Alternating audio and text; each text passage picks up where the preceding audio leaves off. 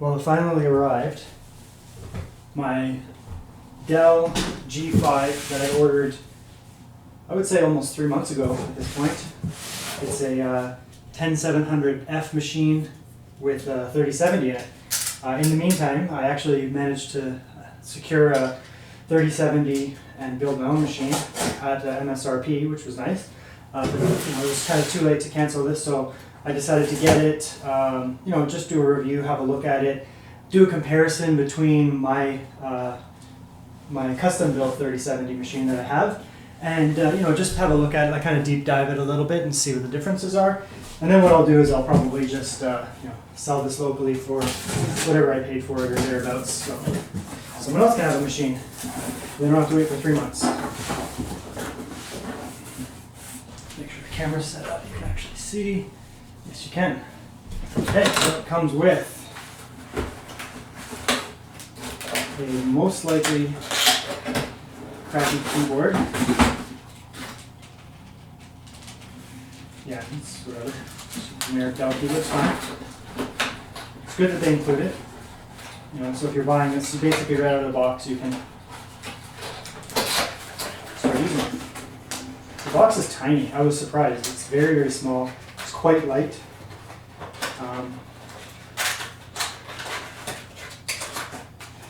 It must be a smallish machine. Power cord. Generic mouse, which is fine. G5 5000, that's what the name is. So anyway, so I built this, I got a good price, I actually got quite a good price on it, on a sale. And then the price has actually gone up quite a bit since then, but it's still a good way to get pre-built. If you want to get like a 3070, and they have 3060 Ti's, this is a great way to get your hands on it. The 3060 Ti's right now are much more reasonably priced. The 3070 machines have gone up quite a bit, so the value might not be there anymore, but I mean, you're still looking at less than you're going to pay to a scalper for just the 3070, and you're going to get a full machine. So, the Dells I've seen online videos and I've talked to people, they have some issues with heating and that, but it's not going to be a terrible machine, and there's always upgrade paths, so that's something I'm going to consider as well. But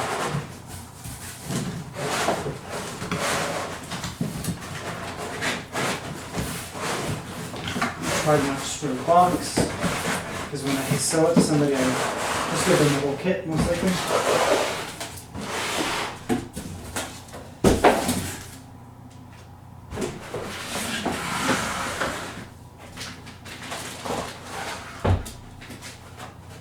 Actually pretty well packed. They don't use any styrofoam, it's all this biodegradable stuff, which is nice biodegradable cardboard material. But it's pretty light. If there's enough packing in there, it's not going to get messed up. Yeah, it's just tiny. It's like those old Dell, they were called like Optiplex or something, my dad had back in the day. But it's a fully capable gaming machine. The size of it could be a contributing factor to part of the heat issue, but that's a terrible sound. Yeah, so it's very small. I don't really have anything for context, but there. It's very small. Let's just grab what I got here. A little DS game box. It's basically 2.5 of these tall. So quite small. The design is nice.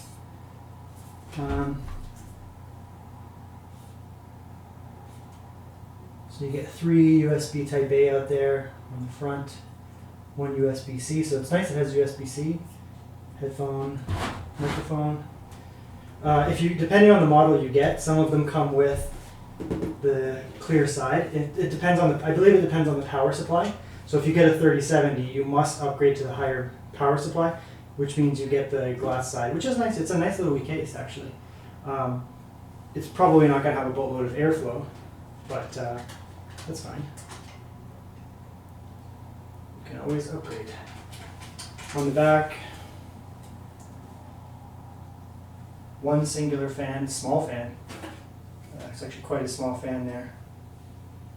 I'll open it up, but standard I/O, 4 more USB A, 3.0, which is nice, or whatever 3.1 they might be, quite nice. 2 more USB 2, Ethernet, power. The graphics card looks like it has HDMI and 3 DisplayPort.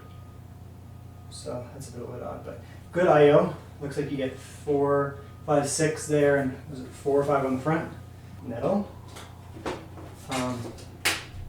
Why don't you come off? Is there a clip? It is metal. This is plastic. It says glass, but it's plastic. This is metal, decent thickness. Feels actually really sturdy. So the case itself, while being small, is actually good. Feels nice. So we have hard drive caddies up here. Those are SSD or 2.5-inch caddies up there, so you can put a couple of those in. This would be where you put a 3.5-inch, so I'm assuming that tilts down, you can pop it in, which is fine. So you have room for 3.5-inch. 4 RAM slots. I actually thought it came with 2, so that's good. So that you could theoretically upgrade it to, yeah. So that's the SSD. It looks like it's a 2240 size SSD there. The brand is, I can't really read that, Kioxia.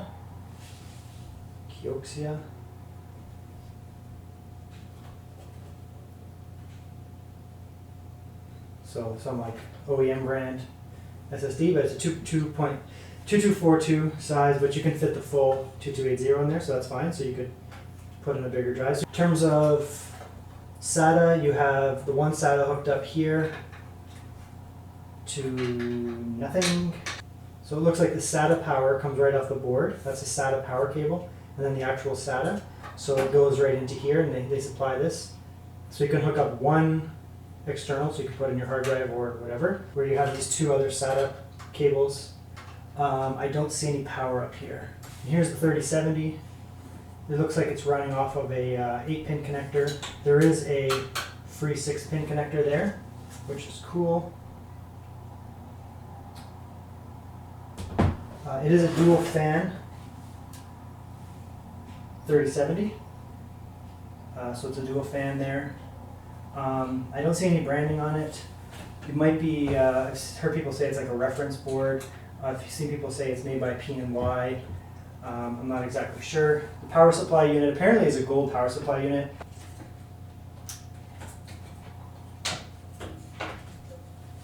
So now we're going to pop off the front here. 4 clips there. It comes right off. So there's a wire here connecting the, I guess that'll be probably an LED of some kind because there's a wire connecting that. There we go.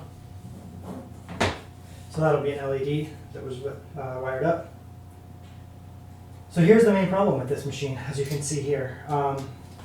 We have a 10700F, we have an RTX 3070, and we have a single fan.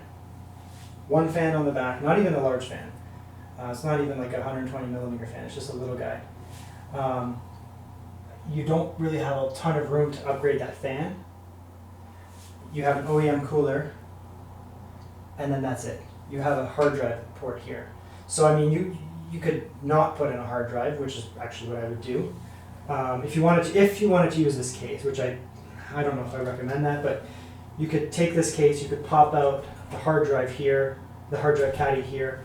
You could mount a fan here. It would have to be a pretty small fan, although you could fiddle with it a bit and probably get a 120 millimeter fan in there, and then you would get some airflow through the case and end up getting actual cooling through here. But as it is right now, you're going to have just this little guy here trying to pull air through. You don't have any top fans, so it's just going to basically try to ambiently pull it through the front here, right? If you had a hard drive in here, you would also be stifling the airflow. So what would happen is you'd basically be just pulling out air here, and it would be trying to just get little bits of air from different areas. The GPU here is facing down, and it's basically in its own little world here. So this is going to be a little hot box in here. It's going to be super, super hot in there. Nowhere for the air to go. You know, all these chips here are exposed. There's no cooling on them. Not even, like, no passive cooling on them. So you're going to get a lot of heat in here. Really, it's going to be quite hot. There's nowhere for air to even come from. Down here, the GPU, I mean, it's going to be pulling some air through these little wee vents here. I guess, little wee bits of air, pulling it in and then dissipating it out through the radiators. But even the GPU is not going to get enough, not even remotely enough airflow. So I actually wouldn't recommend keeping the case. You know, I've seen people do modifications where they leave this here and they put an extra fan on the front here, take this hard drive caddy off, put another fan in here, put a better cooler on. You could certainly do that. You could buy some cheap aftermarket, VRM, get some cooling there. But really, I wouldn't use this because even the GPU is going to be hurting for air. You know, if you left it open like this, you might be okay. But once you close this up, you're creating a hot box in there where it's just going to get no airflow, and it's going to get super, super hot. Just plugged it in. It's kind of messy back there, but doing this on the fly.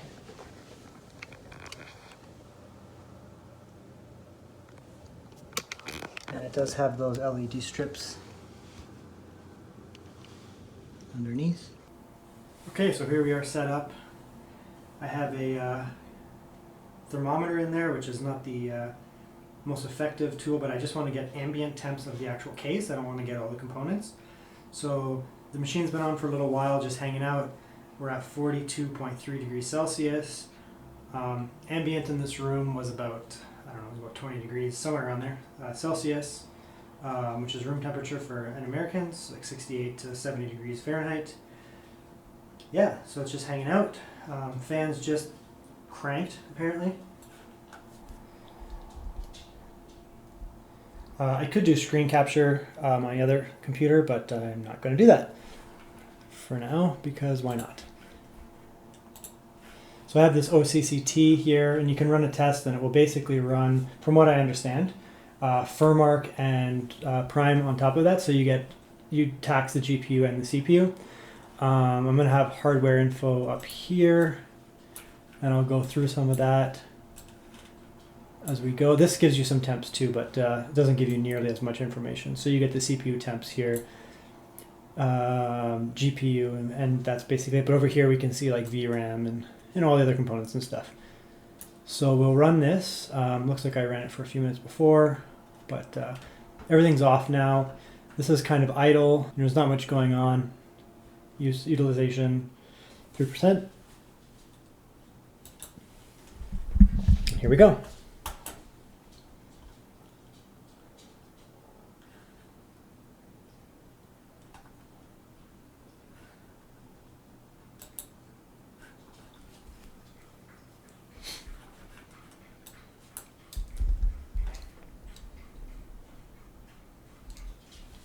So once I hit play or run or whatever it is here, you are going to see these CPU temps absolutely skyrocket. So I'm going to leave the CPU temps up here.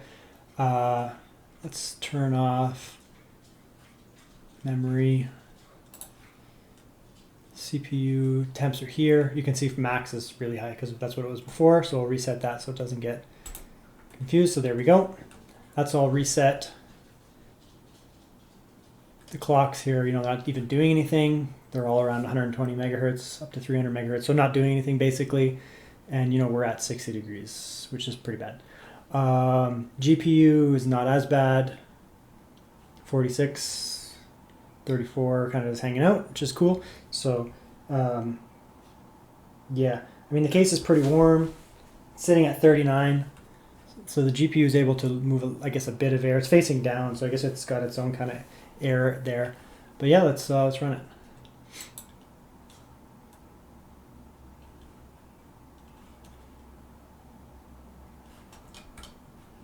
Instantly, CPU up 100 degrees, core 4.3 gigahertz.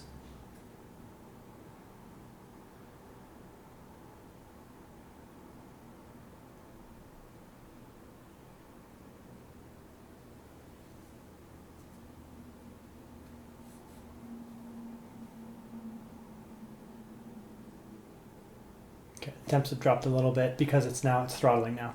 So we're down to 3.6 gigahertz across the CPU. So we've already went from 4.4 and we dropped down to 3.6 within a few seconds.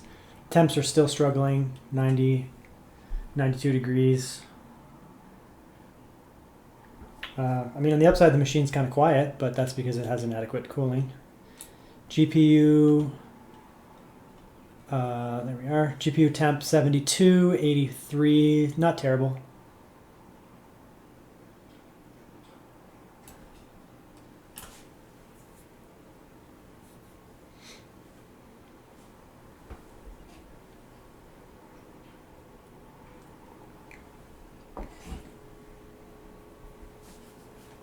So just constant throttling to basically, the temp setting at 90, over 90 degrees, we're getting up to, close to 100. And to even maintain that high temperature, it's throttling down to 3.6. It's just not capable of maintaining.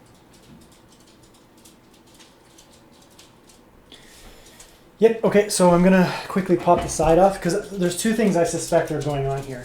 The first is that obviously the CPU cooler is garbage. It's just a stock cooler. But the other thing is there's one singular fan in the back that's evacuating air, no intakes. So there's no air moving into the case. The case itself is not permeable.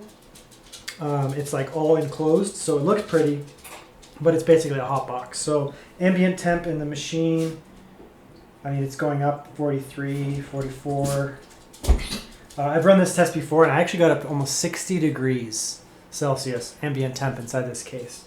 60 degrees Celsius, just hanging out in the case. So that's very high. But I ran it for like 15 minutes because the air just isn't able to get out. So I take off the side.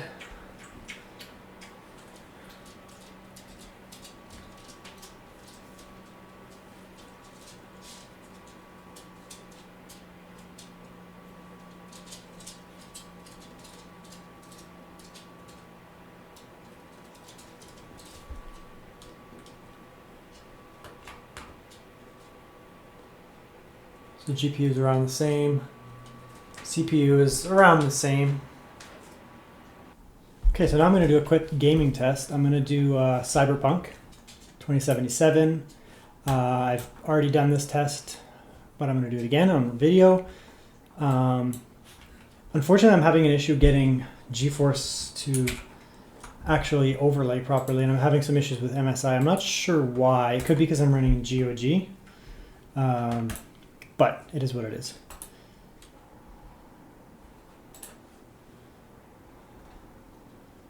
So great load times. The SSD is obviously able to keep up. Like, what was that, a few seconds? We're good to go. So that's nice. Let's check the settings here real quick. So we're on 1440p. This is a 1440p monitor. Graphics basically are max. High. Motion blur high. All this is high. Max, max, max, max, max. Ray tracing on Psycho, absolute max, but we'll leave DLSS on auto for now. And we'll see how it goes.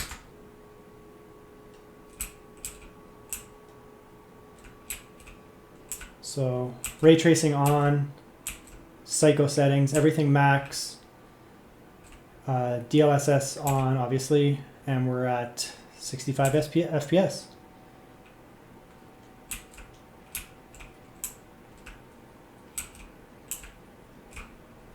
Do a quick pop out here. But core temps, as you can see, are extremely high. 100 degrees Celsius, 93 degrees Celsius, horribly throttled. We're down at 2.43. Maybe that it's not being needed. However, you can tell there it's just extremely hot. GPU is 75. So very reasonable on the CPU, on the GPU, reasonable temperatures. But the CPU just not capable. So definitely there's something going on with the case. It's just not the best case design. But the main problem is obviously that the CPU cooler is just garbage.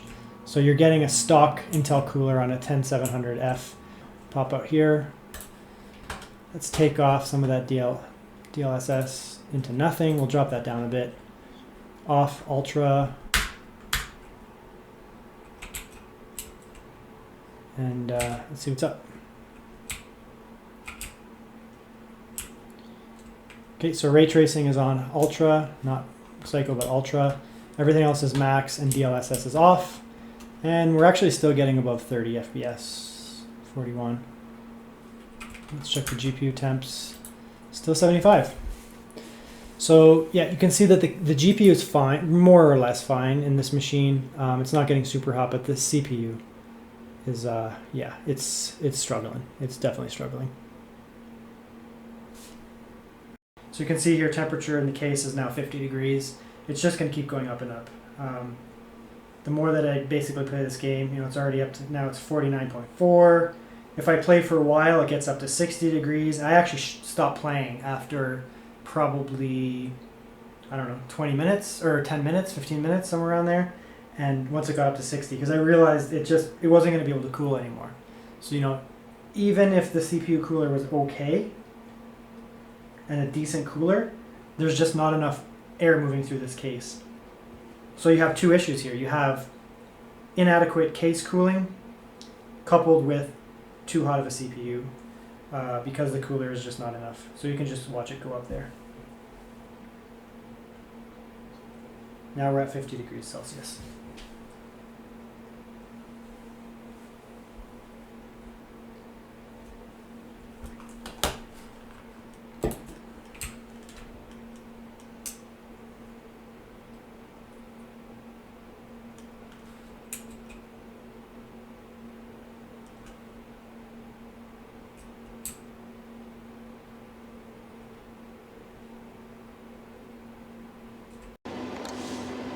Still going up.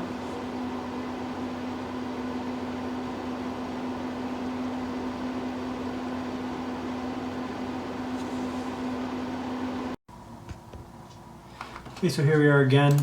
I've actually swapped the CPU for a 10400, not F, not K, just a 10400 that I had on my other machine because I'm actually going to be harvesting that, the 10700F, and putting it in there. And to be honest, based on this machine, when I sell it, people may look at the 10700 as a superior CPU, and it certainly is, but it also is going to be hotter. So my suspicion is that by putting in this 10400F, we might actually see better. What is this here? We might actually see better temperatures. There's some bloatware there.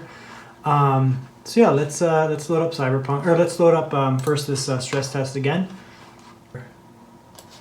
Sensors here. I do have my ambient temperature meter inside the computer. It's at 30 now. We'll see how it gets up when I start playing games and stuff, but yeah, let's run it. Let's see what happens.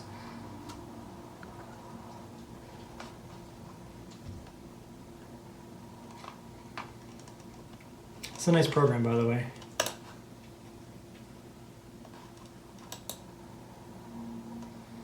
And there we are.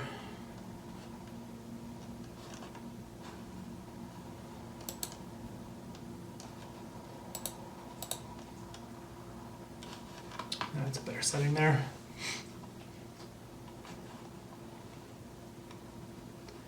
So look at those temps. We're not hitting 100 right off the bat. The 10700F was immediately hitting basically peak temperatures and then throttling. So you can see here, we're not throttling as bad based on the speed of the cores in general. And then temperatures are much, much more reasonable. Okay, cutting back in here, we're at 3.5 minutes, a little over 3.5 minutes.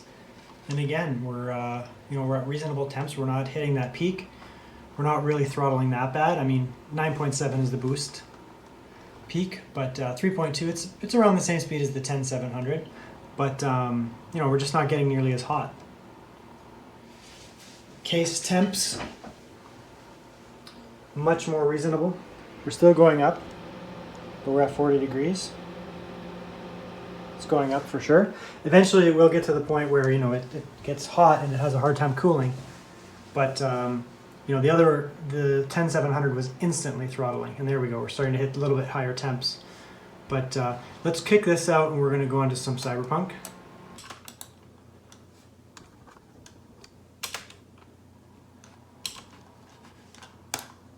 Still loading up quite quick.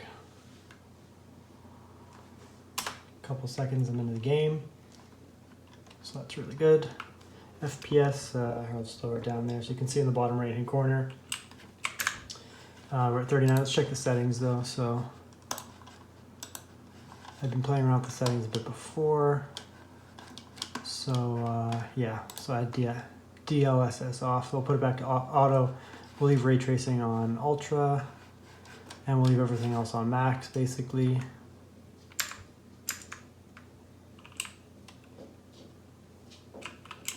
And there we go. So more or less the same frame rates. 64, I believe we were around 60 before. You know, the game it's not super CPU bound as it is. So, I mean, you're not going to see a dramatic difference there.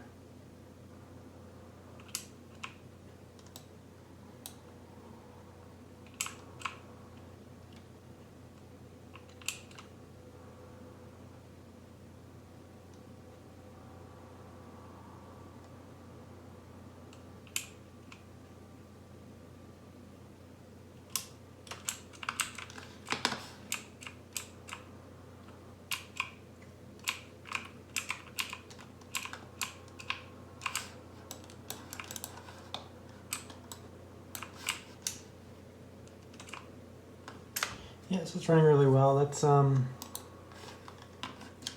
crank this up a bit, and we'll tax the CPU a bit, tax the GPU a bit. So we'll turn DLSS off, crank that up. So it's gonna obviously kill the frame rate. You know, so we're sub 30 now. It's not awful, but it looks pretty blurry and gross. But so let's just pop out and we'll check the CPU temps. Sorry, I still can't get the overlay to work very well, but whatever, it's fine. So look at those core temps. They're much more reasonable. So the 10700F was basically instantly throttling. Even in Cyberpunk here, it was getting quite hot. You know, if I reset that, we'll reset the log there. We'll jump back in, and we'll just see. You know, it's just not getting that hot.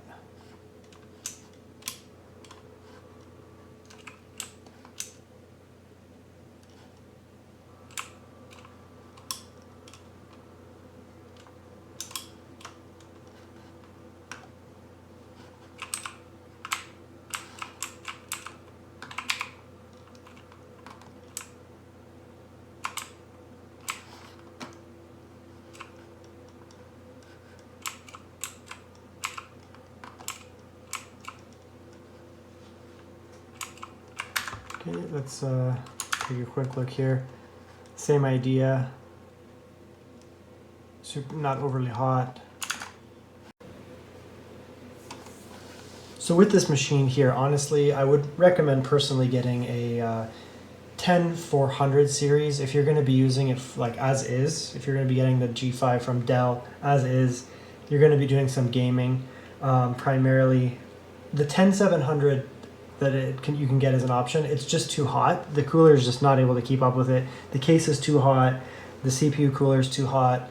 And so what happens is you get really bad thermal throttling when you're doing like really anything. You know, games are just the whole time you're at like 90 to 100 degrees. Whereas with this one, the 10400, you're not gonna have a lot of issues with gaming in general. The chip is more than capable of gaming. Like, I mean, like you saw there, it's paired up with a 3070, and in Cyberpunk with pretty much everything set up really high, you know, you're GPU bound still. You're not getting CPU bound. So if you're gonna be able to get your hands on a 3070 from Dell, 3070 machine, personally, go with the 10400 if you're gonna just use it as stock, because it does have reasonable temperatures. Like, that is a reasonable temperature level. You're gonna probably get, you know, not as much raw performance out of the 10400 as the 10700, but the 10700 throttles so much that it ends up becoming problematic anyways. So so there you go. You know, I definitely recommend, if you can't get your hands on a 3070 or something along those lines, and you know, you have the time to wait, you know, the Dells are a good option. The 10700 combo, it's just too hot.